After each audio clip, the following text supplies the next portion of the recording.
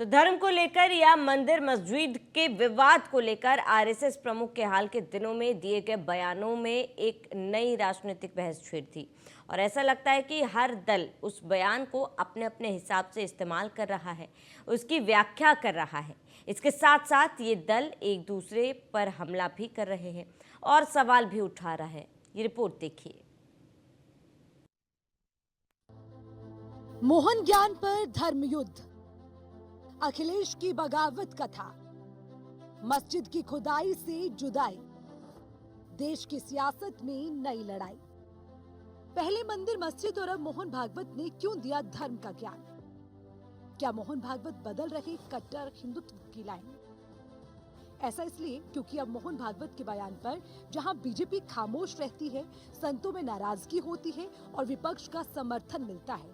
अब सवाल ये है कि क्या मोहन भागवत ने जो बयान दिया है वो संघ की 100 साल से चली आ रही हिंदुत्व की परिपाटी से किनारा है? मोहन भागवत ने धर्म पर ज्ञान देते हुए कहा कि धर्म की शिक्षा ठीक से दी जानी चाहिए। बहुत से लोगों को धर्म का आधा अधूरा ज्ञान लेकर अहंकार हो जाता है। धर्म को पूरा समझना पड़ता है। जो पूरा नहीं समझा तो उसे धर्म के आधे ज्ञान के चलते अधर्म होता है। दुनिया में धर्म के नाम पर जितना अत्याचार हुआ है वो अधूरे ज्ञान के चलते हुआ है। धर्म हा समजावा लागतो, तो नीट नाही समजला तर त्या धर्माच्या अर्धवट ज्ञानाने अधर्म होतो। जगामध्ये धर्माच्या नावाखाली जितके अत्याचार झाले आहेत ते या चुकीच्या समजुतीमुळे झाले आहेत आणि म्हणून तो धर्म समजवायचं काम करणारे संप्रदाय असावे लागतात। नुसते पंथ असून चालत नाही। बाबांनी गोष्ट केली, विवेक पाहिजे। आखिर क्या है मोहन भागवत के बयान के मायने? क्यों मोहन भागवत ऐसे बयान दे रहे हैं जिससे संतों में नाराजगी है और बीजेपी में खामोशी? मोहन भागवत ने जो नई लाइन ली है वो संघ के बरसों से चले आ रहे एजेंडे को सूट नहीं करती, क्योंकि ऐसी बातें तो कांग्रेस जैसी विपक्षी पार्टियों के नेताओं की तरफ से होती रही हैं। शायद इसीलिए विपक्षी नेताओं ने भी मोहन भागवत के बयान का समर्थन किया है। अखिलेश यादव ने कहा कि अगर मोहन भागवत एक फोन सीएम को कर दे तो एक भी जगह सर्वे नहीं होगा। मुझे उसमें कुछ नहीं कहना, मैंने पहले भी कहा है। अगर उनको लगता है, क्योंकि वो विचारधारा भारतीय जनता पार्टी की अंडरग्राउंड विचारधारा है, भारतीय जनता पार्टी के लिए वो विचारधारा अंडरग्राउंड काम करती है, सुरंग खोद करके काम करती है। तो वो जो आज बात कही जा रही है, कम से कम उन्हें भारतीय जनता पार्टी के लोगों को समझाना चाहिए। अगर वो एक फोन भी कर दे मुख्यमंत्री जी को तो कोई भी सर्वे और कोई भी ऐसा विवाद नहीं होगा। लेकिन हर जगह राजनीतिक लाभ लेना चाहते हैं। ये तमाम स्टेटमेंट इसलिए आ रहे हैं कि वो राजनीतिक लाभ लेना चाहते हैं।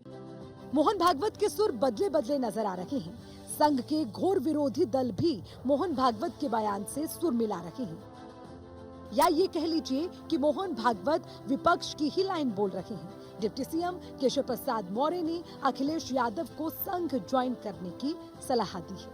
मैं समझता हूं कि हमारे पूज्य सरसंघ चालक जी ने जो बयान दिया है, मैं राष्ट्रीय स्वयंसेवक संघ का स्वयंसेवक हूं, हमारे लिए तो उनका हर बयान आदेश होता है। लेकिन श्री अखिलेश यादव जी या अन्य जो अपनी अपनी राजनीति चमकाने के लिए समय समय पर राष्ट्रीय स्वयंसेवक संघ को हर समय निशाने पे लेते रहे हैं, आज उनको राष्ट्रीय स्वयंसेवक संघ अच्छा लगा है। मैं उनसे यही कहूंगा कि संघ की शाखा में भी जाना शुरू करें। प्रयागराज के महाकुंभ में धर्म को लेकर व्यापक विमर्श होना है और संघ प्रमुख ने मंदिर मस्जिद और धर्म पर बयान देकर इस पूरे विमर्श को शायद खुद के ऊपर केंद्रित कर लिया है, जिससे आने वाले दिन में सबसे ज्यादा परेशानी बीजेपी को उठानी पड़ेगी, क्योंकि बीजेपी ना तो संघ प्रमुख की मुखालफत कर सकती है और ना ही संतों की अनदेखी। अब सवाल ये है कि क्या संत वर्सेस संघ के टकराव का फायदा विपक्ष उठा पाएगा? Bureau report, news 1 India. Mohan ज्ञान पर धर्म युद्ध, अखिलेश की बगावत कथा, मस्जिद की खुदाई से जुदाई, देश की सियासत में नई लड़ाई। पहले मंदिर मस्जिद और अब मोहन भागवत ने क्यों दिया धर्म का ज्ञान?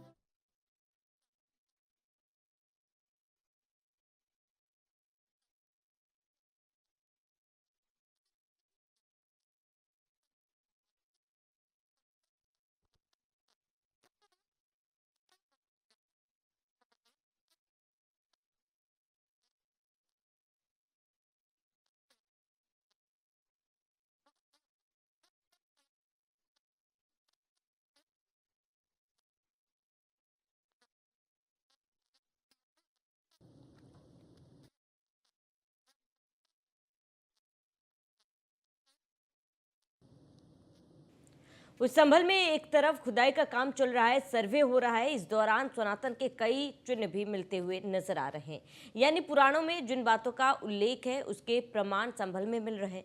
दूसरी तरफ विपक्ष ये कह रहा है कि संभल में जो कुछ हो रहा वो भाईचारे के लिहाज से ठीक नहीं। अब सवाल ये कि अगर इतिहास को जमीन में दफन किया गया और खुदाई से बाहर आ रही है तो फिर विपक्ष को एतराज क्यों? विपक्ष सच सामने आने से क्यों घबरा रहा है? ये रिपोर्ट देखिए।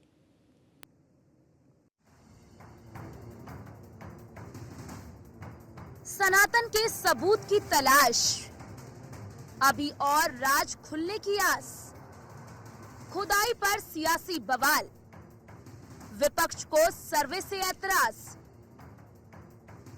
सर्वे और सियासत के बीच संभल आज भी सुर्खियां बटोर रहा है। वजह है पहले खुदाई में बावड़ी मिलना और फिर नया कुआं, जिस पर लोगों ने नफरत की मिट्टी ऐसी डाली कि दिखना ही बंद हो गया, या कह लीजिए कि कुएं को छिपा ही दिया गया था। यह साक्षात प्रमाण संभल में निरंतर निकल रहे पुख्ता मंदिरों का भी प्रमाण दे रहे हैं। वहीं बावड़ी का मिलना अपने आप में आश्चर्यचकित कर देने वाला है, क्योंकि जब आप संभल का इतिहास देखेंगे तो वो हिंदू राजाओं महाराजाओं की प्रमुख नगरी के रूप में जाना जाता था।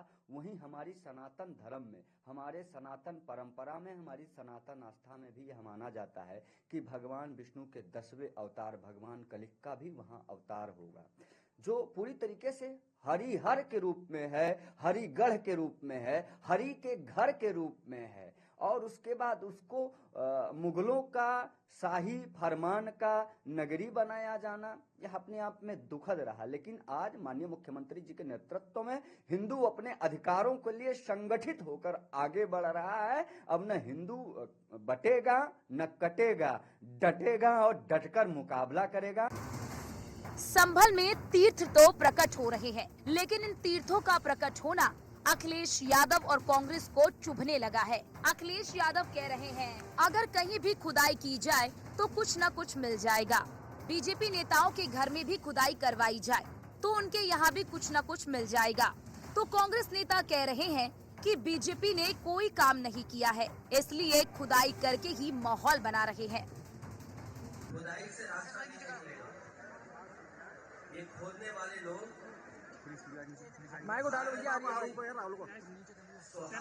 खोदेंगे और पहले भी गलत है, क्योंकि जब हमारे देश में प्लेसेस ऑफ वर्शिप एक्ट पहले से मौजूद है और प्लेसेस ऑफ वर्शिप एक्ट इस बात की पाबंदी लगाता है कि किसी तरह की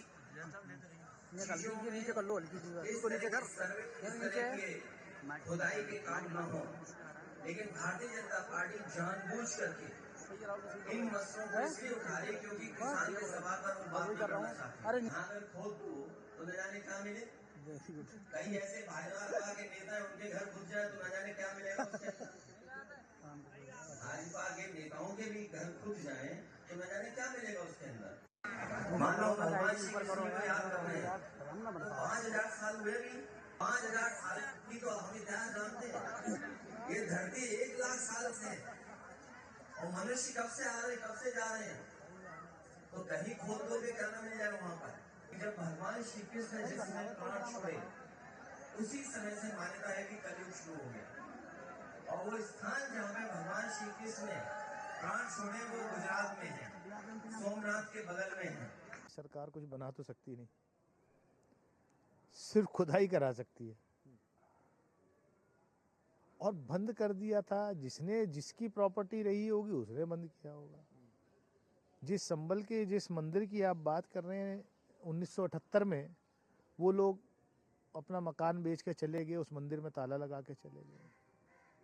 भाई 1978 में तो बीजेपी के लोग सरकार में थे, जनता पार्टी की सरकार थी, Jan Sangh was part of the government. Atal Bihari Vajpayee और एल के आडवाणी जो थे वो केंद्र में मंत्री थे और कल्याण सिंह जो थे वो उत्तर प्रदेश सरकार में मंत्री थे। तो मतलब आप कौन सा नैरेटिव चलाना चाहते हो भैया? खुदाई में कुछ ना कुछ तो मिलेगा, मंदिर ही क्यों मिलेगा, सनातन के सबूत ही क्यों मिलेंगे? इस राज से ना तो अखिलेश यादव ने पर्दा उठाया, ना कांग्रेस ने।